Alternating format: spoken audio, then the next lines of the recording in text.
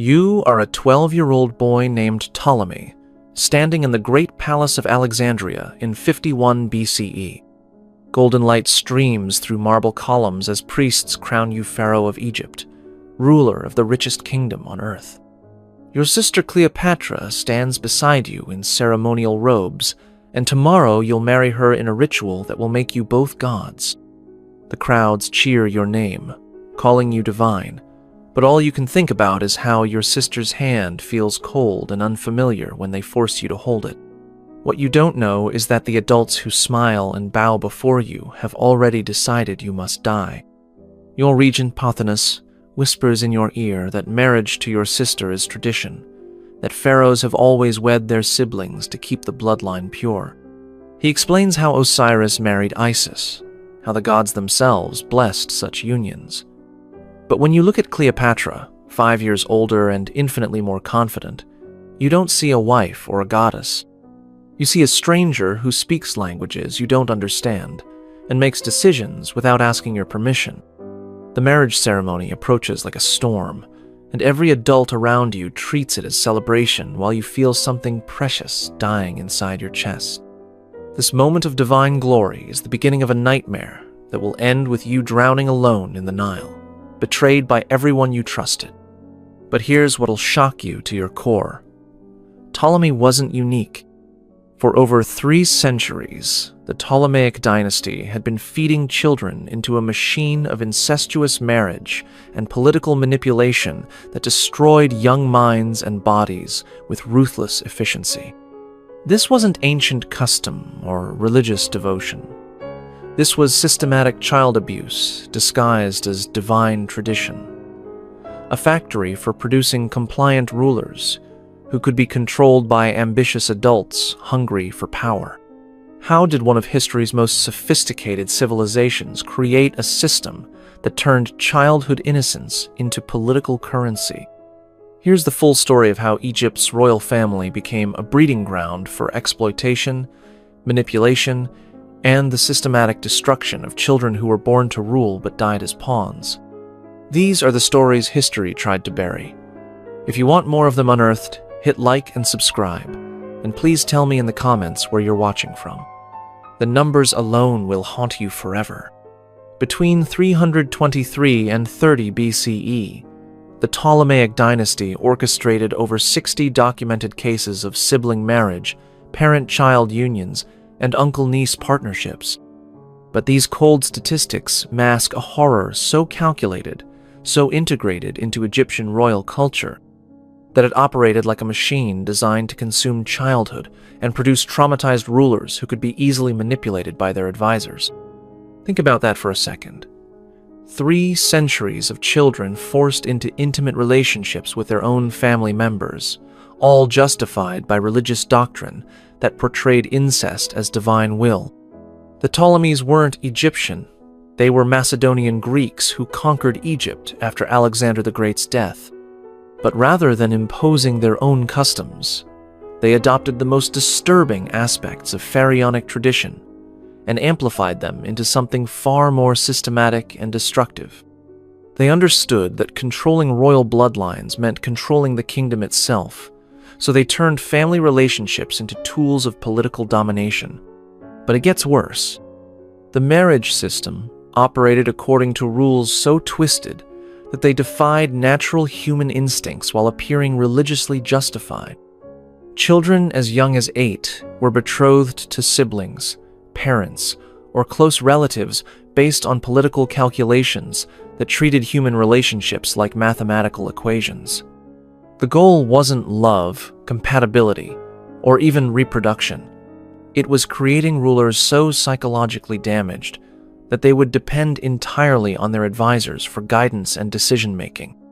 The dynasty's founder, Ptolemy I, established these practices after observing how Egyptian pharaohs maintained power through divine authority. But the Ptolemies perfected the system, creating elaborate theological justifications that made sibling marriage seem not just acceptable, but morally necessary.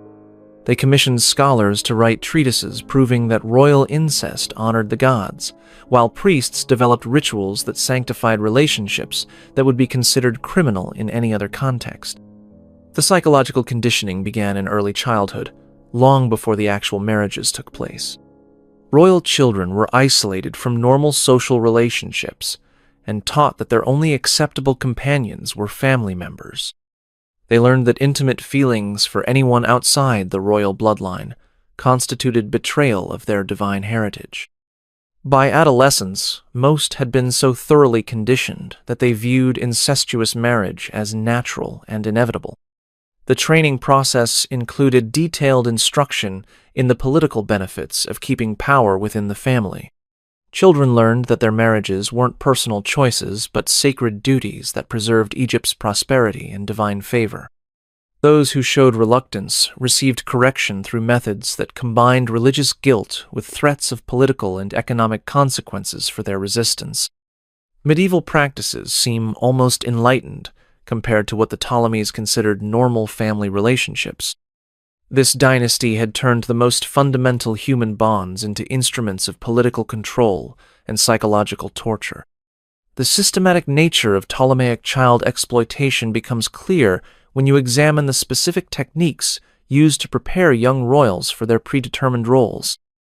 The palace operated specialized schools where royal children learned not just languages and mathematics, but the complex emotional management required to function in incestuous relationships while maintaining public dignity and political effectiveness.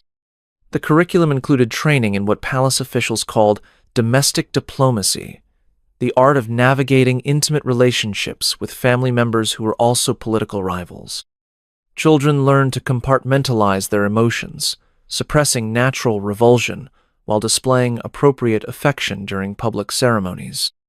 The most successful students became masters of psychological dissociation, able to perform marital duties while emotionally detaching from their experiences. Physical preparation proved equally disturbing.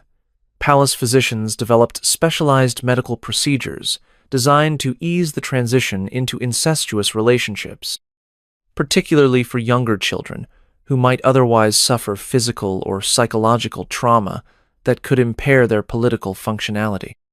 These interventions, documented in medical papyri discovered in royal tombs, reveal a systematic approach to preparing children's bodies for experiences they weren't naturally equipped to handle. The wedding ceremonies themselves became elaborate theatrical productions designed to normalize the abnormal through religious spectacle and community celebration. The marriage of Ptolemy XIII and Cleopatra VII followed patterns established over centuries, with specific rituals that portrayed their union as cosmic necessity rather than human choice. Now listen to this twisted detail. The ceremony began with purification rites that symbolically erased the siblings' previous identities as brother and sister, recreating them as divine spouses whose relationship transcended normal human categories. Priests explained that the marriage transformed them into living embodiments of Osiris and Isis, making their incestuous union not just acceptable but sacred. The architectural setting enhanced the psychological manipulation. The ceremony took place in the palace's Hall of Divine Union, specially designed with mirrors and lighting that made the participants appear larger than life. The visual effects created an otherworldly atmosphere that reinforced the religious messaging while making the human reality of two children being forced into marriage seem distant and abstract. For a brief moment, Ptolemy thought he found an ally in his sister when Cleopatra whispered that she was as frightened as he was. Only later would he understand this too was part of her political strategy. The wedding feast that followed revealed the systematic nature of the family's dysfunction. Guests included previous generations of Ptolemaic rulers who had survived their own incestuous marriages, serving as living examples of successful adaptation to the system. These older relatives shared stories of their courtships and marriages with the newlyweds, normalizing their experiences while providing practical advice for managing the psychological challenges ahead. The conversations during the feast, recorded by palace historians, reveal how thoroughly the family had internalized their abuse. Former child brides spoke fondly of learning to love their brother husbands, while male rulers discussed the political advantages of having wives who understood royal responsibilities from birth. The systematic grooming had been so effective that its victims became its most enthusiastic advocates. The gift-giving ceremony included items specifically designed for incestuous couples, jewelry that celebrated sibling bonds, artwork depicting divine incestuous pairs, and books of poetry that romanticized relationships between family members. These presents served as constant reminders that the newlywed situation was not just normal but enviable, something that other royal families throughout the ancient world aspired to achieve. And here's where it gets truly sick. The wedding night itself was monitored by palace officials who documented the consummation for political and religious purposes. The successful completion of the marriage was considered a matter of state importance, requiring verification and official recording. This surveillance transformed the most intimate moments of childhood into public matters requiring bureaucratic oversight and approval. The marriage contract, preserved in palace archives, included specific clauses governing the relationship between the young spouses. These legal documents treated the children's bodies as state property, establishing schedules for intimate contact, procedures for resolving conflicts, and protocols for managing any offspring that might result from their union. The contracts reveal how completely the dynasty had commodified family relationships, turning love into legal obligation and intimacy into governmental policy. This nightmare was just beginning. The daily reality of life as married siblings created psychological pressures that neither child was equipped to handle. Palace records document the elaborate protocols governing their interactions, from formal court appearances where they had to display appropriate affection, to private moments that were structured according to political necessities rather than personal preferences or natural development. The power dynamics between the siblings proved particularly destructive. Cleopatra, 5 years older and far more politically sophisticated, quickly dominated the relationship in ways that left Ptolemy feeling inadequate and controlled. Their advisors deliberately encouraged this imbalance, understanding that a weak male ruler would be easier to manipulate than one who felt confident in his authority or his marriage. The psychological evaluation reports prepared by palace physicians reveal the devastating impact on both children. Ptolemy exhibited signs of what modern medicine would recognize as severe anxiety, depression, and trauma responses. He suffered from insomnia, developed eating disorders, and showed increasing signs of dissociation from reality. Cleopatra displayed different symptoms: hypervigilance, manipulative behavior, and an obsessive need for control that reflected her understanding that domination was necessary for survival. The sibling marriage created a feedback loop of trauma and dysfunction that affected every aspect of palace life. Servants reported that the young rulers rarely spoke to each other outside of official duties, that their private quarters were arranged to minimize contact, and that both showed signs of physical stress that worsened over time. The marriage that was supposed to strengthen their rule was actually destroying their capacity to function as effective leaders. Can you imagine being 12 years old and trying to navigate marriage, politics, and family relationships all at once?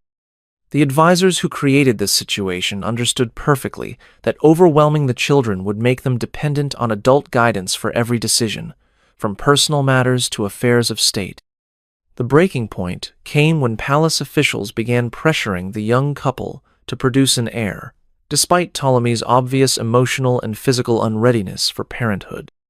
The conversations between the children and their advisors, recorded in palace documents, reveal the complete absence of concern for their welfare or natural development. They were treated as breeding stock whose personal feelings were irrelevant to the political necessities of maintaining the dynasty. The pressure to consummate their marriage and produce offspring created additional trauma that pushed both children towards psychological collapse. Palace physicians documented the interventions required to make the relationship physically possible, including medical procedures and psychological conditioning that would constitute serious crimes in any modern legal system.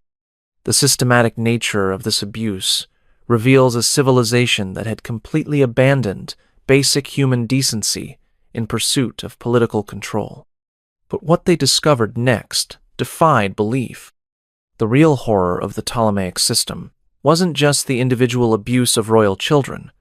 It was the way the dynasty had created institutional structures that made such abuse seem normal, necessary, and even admirable. The palace employed specialists whose entire careers revolved around facilitating incestuous relationships and managing their psychological consequences.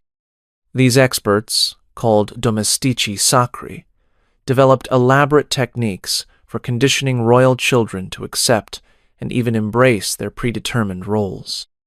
They understood that successful manipulation required not just coercion but genuine belief that incestuous marriage was beneficial, noble, and divinely ordained. Their methods combined religious indoctrination, psychological manipulation, and carefully calibrated rewards and punishments to create children who would voluntarily participate in their own exploitation. The training manuals used by these specialists, discovered in royal tombs, reveal sophisticated understanding of child psychology that was used for destructive rather than nurturing purposes. They included detailed instructions for identifying and exploiting children's emotional vulnerabilities, techniques for creating dependency relationships that prevented independent thinking, and methods for suppressing natural resistance to incestuous arrangements. The system also included elaborate support networks designed to maintain the facade that incestuous royal marriages were successful and happy. Palace poets composed romantic verses about sibling love, artists created sculptures celebrating royal couples, and historians wrote accounts that portrayed incestuous rulers as especially blessed by the gods. This propaganda created a cultural environment where questioning the system became literally unthinkable. The economic dimension reveals another layer of the horror. The palace maintained detailed financial records showing the costs of managing incestuous royal relationships, including payments to physicians, priests, and specialists who facilitated the arrangements. These budget documents treat child abuse as a standard governmental expense, no different from maintaining roads or paying soldiers. The diplomatic correspondence between the Ptolemaic court and other ancient kingdoms shows how the dynasty exported their practices, encouraging other royal families to adopt similar systems of child exploitation. The letters reveal a network of rulers who shared techniques for managing incestuous relationships and supported each other's efforts to normalize what they privately acknowledged was systematic abuse. Now here's the most disturbing part. The system included provisions for disposing of royal children who couldn't adapt to their roles or who threatened the political stability that the incestuous marriages were designed to maintain. Palace records document the fates of siblings who showed too much independence, who formed attachments outside the royal family, or who simply broke down under the psychological pressure of their situations. The truth was more horrifying than anyone had imagined. The Ptolemaic dynasty hadn't just normalized incest. From there, they had created an industrial system for producing traumatized rulers who could be controlled by ambitious advisors while maintaining the appearance of legitimate royal plays. Authority. In just 4 years of marriage and civil war, the 12-year-old boy who had once played with wooden toys in the palace gardens was gone forever. In his place existed something hollow, something that breathed but no longer lived. The final act of Ptolemy's tragedy began when Cleopatra's political maneuvering forced him into open warfare against his sister wife. The advisors who had controlled his entire life now demanded that he lead armies against the only family member he had left, turning their dysfunctional marriage into a literal battlefield where one sibling would have to destroy the other. The civil war between the siblings tore Egypt apart in ways that went far beyond military conquest. This was a conflict between two children who had been systematically abused by the same system, forced to fight each other, while their adult manipulators profited from the chaos. The war revealed how completely the dynasty had perverted natural family bonds, creating a situation where survival required fratricide. Palace documents from the conflict period show Ptolemy's increasing desperation as he realized that he was losing not just the war, but any hope of escape from the system that had consumed his childhood. His letters to potential allies reveal a young man who understood that he was trapped in a game where the rules had been designed to ensure his destruction, regardless of the outcome. The final battle took place in Alexandria's harbor, where Ptolemy's fleet faced defeat by the combined forces of Cleopatra and Julius Caesar. As his ship began to sink, weighted down by the ceremonial armor that symbolized his hollow authority, Ptolemy faced the water that would become his grave.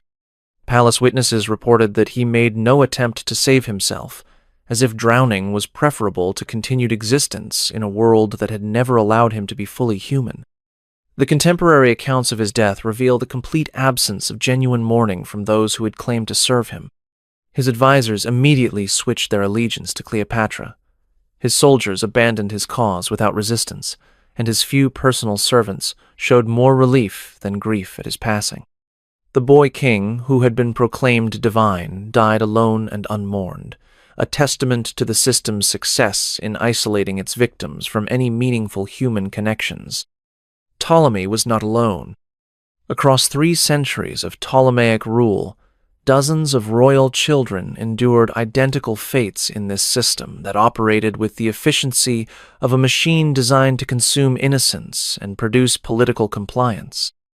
The dynasty that gave us the Great Library of Alexandria and the Lighthouse, one of the 7 wonders of the ancient world, was simultaneously operating history's most systematic program of child exploitation disguised as religious tradition. These same patterns operate today in institutions we trust, in families where power dynamics mirror those of ancient royal houses. Modern child marriage, institutional abuse, and systems that sacrifice individual welfare for political or economic advantage all draw on the same fundamental logic that destroyed children like Ptolemy. The faces change, the justifications evolve, but the essential dynamic remains: powerful adults using children as tools, while convincing themselves that such exploitation serves higher purposes. We remember Ptolemy XIII not as a failed ruler or historical footnote, but as a human being who deserved the chance to grow up free from exploitation, manipulation, and abuse. His story serves as a reminder that civilizations can achieve magnificent cultural heights while simultaneously perpetrating systematic horrors against their most vulnerable members.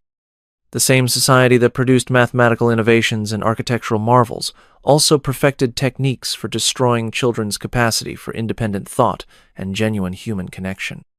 The 12-year-old boy who once traced letters in the sand while his tutors taught him astronomy never lived to see his 16th birthday. What survived in his body was something else entirely. A hollow shell programmed to serve political purposes that he never understood and could never escape.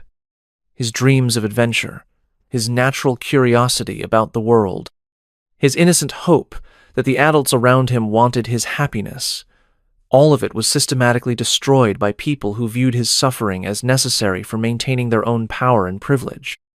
But in telling his story, in refusing to let his voice be silenced by the propaganda that portrayed his death as political necessity, we honor not just his memory, but the memories of all children who have been sacrificed to systems that value power over humanity. Their ghosts still walk the corridors of authority, reminding us that behind every claim of divine right or political necessity lies the potential for unspeakable cruelty disguised as noble purpose.